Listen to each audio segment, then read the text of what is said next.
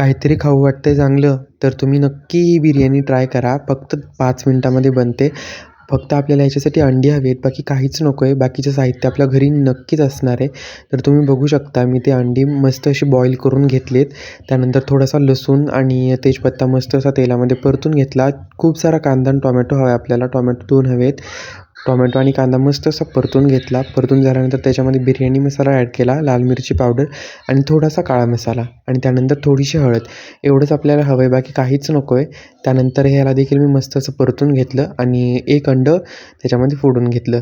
तर तुम्ही बघू शकता. त्यानंतर थोडंसं दही ॲड केलं आणि मस्त असं त्याला शिजवून घेतलं आणि त्यानंतर त्याच्यामध्ये तांदूळ ॲड केला आणि जेवढं पाण्याची गरज आहे तेवढं पाणी ॲड करून घेतलं.